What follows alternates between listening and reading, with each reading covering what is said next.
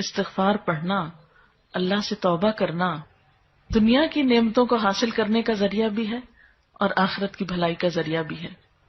سورۃ نوح میں اللہ سبحانہ و تعالی فرماتے ہیں، حضرت نوح علیہ السلام نے اپنی قوم کو استغفار کرنے کو کہا، اور کیا کہا؟ فَقُلْتُ اسْتَغْفِرُوا رَبَّكُمْ، میں نے اپنی قوم سے کہا کہ اپنے رب سے استغفار کرو، اپنے رب سے معافی مانگو۔ تو نتیجہ کیا ہوگا؟ اِنَّهُ كَانَ غَفَّارًا، بے شک وہ بہت زیادہ معاف کرنے والا ہے۔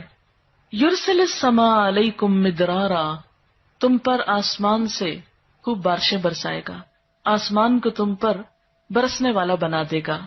وَيُمْدِدْكُمْ بِأَمْوَالٍ وَبَنِينَ، تمہیں مال اور بیٹوں سے مدد دے گا۔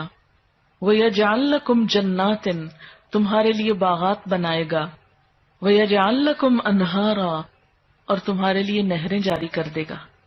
آپ دیکھیں کہ ایک انسان کی خواہش کیا ہوتی ہے کہ اس کو کیا کچھ ملے، یعنی رہنے کا مقام اور حالات جو ہیں وہ پرسکون ہو، پھر اس کے بعد یہ کہ مال ہوں، بیٹے ہوں، باغ ہوں، اور زندگی کی اور آرائشیں اور نعمتیں ہوں۔ یہ ساری چیزیں کہاں سے ملتی ہیں، کیسے ملتی ہیں؟ استغفار سے ملتی ہیں۔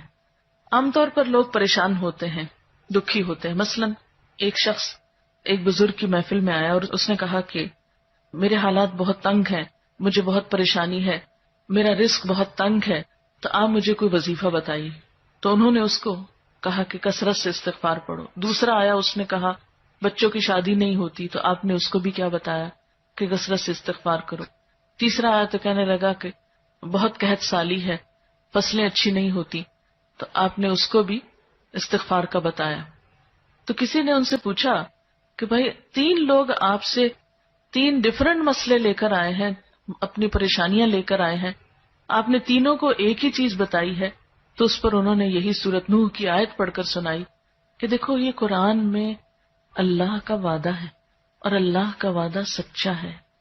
اللہ تعالیٰ کی بات سے بڑھ کر سچی بات کس کی ہو سکتی ہے؟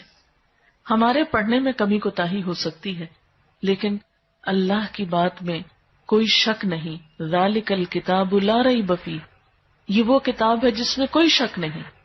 لیکن یہ ہے کہ بعض اوقات ہم خود پڑھنے میں کوتاہی کر دیتے ہیں۔ تو جن کا رشتہ نہ ہو رہا ہو وہ بھی، جن کا ہو چکا ہو اور شادی کے پرابلمز ہو وہ بھی، جن کا ہو چکا اور پھر بچے نہ ہو وہ بھی، ان سب کے لیے ایک ہی وظیفہ ہے، اور وہ کیا ہے؟ استغفار کا۔ پھر اسی طرح ایک اور جگہ پر ایک اور پیغمبر نے اپنے لوگوں سے کہا وَاسْتَغْفِرُوا رَبَّكُمْ ثُمَّ تُوبُوا إِلَيْهِ إِنَّ رَبِّي رَحِيمٌ وَدُودٌ، اپنے رب سے معافی مانگو اور اس کی طرف پلٹ آؤ، بے شک میرا رب رحیم ہے اور اپنی مخلوق سے بہت محبت رکھتا ہے۔ یعنی جب کسی بندے پر کوئی تکلیف آتی ہے تو ایسا نہیں کہ اللہ تعالیٰ اس پر خوش ہوتے ہیں اور جان بوجھ کے ستانا چاہتے ہیں بندوں کو۔ اللہ تو بندوں کے حق میں بہت مہربان ہے۔ پھر سوال یہ پیدا ہوتا ہے کہ تکلیف آتی کیوں؟ اگر وہ ہم سے محبت کرتا ہے اور وہ بہت مہربان ہے، تو بات یہ ہے کہ کچھ چیزیں ہم اچھے حالات میں سیکھتے ہیں اور کچھ چیزیں ہم ہارڈ شپ سے سیکھتے ہیں۔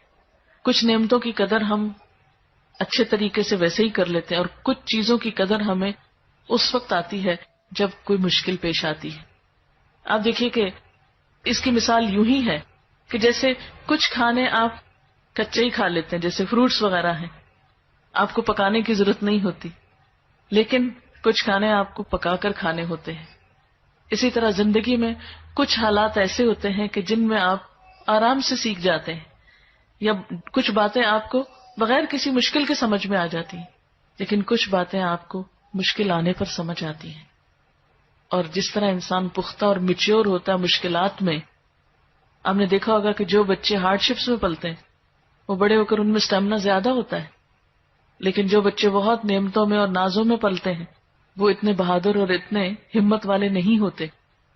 اس لیے دھوپ اور چھاؤں، غم اور خوشی، دونوں اس کائنات کا حسن ہے۔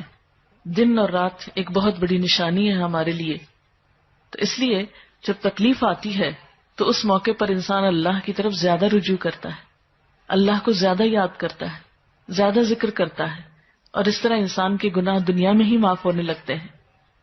ایک اور جگہ پر آتا ہے وَأَنِسْتَغْفِرُوا رَبَّكُمْ ثُمَّ تُوبُوا إِلَيْهِ يُمَتِّعْكُمْ مَتَاعًا حَسَنًا، اور یہ کہ تم اپنے رب سے معافی چاہو اور اس کی طرف پلٹ آؤ تو وہ تم کو اچھا سامان زندگی دے گا. یعنی دنیا کی اچھی نعمتیں کس سے ملیں گی؟ استغفار سے. اور اس کے لیے دعائیں کیا ہیں؟ ربنا اغفر لنا، یہ قرآن پاک کی دعائیں ہیں استغفار کی.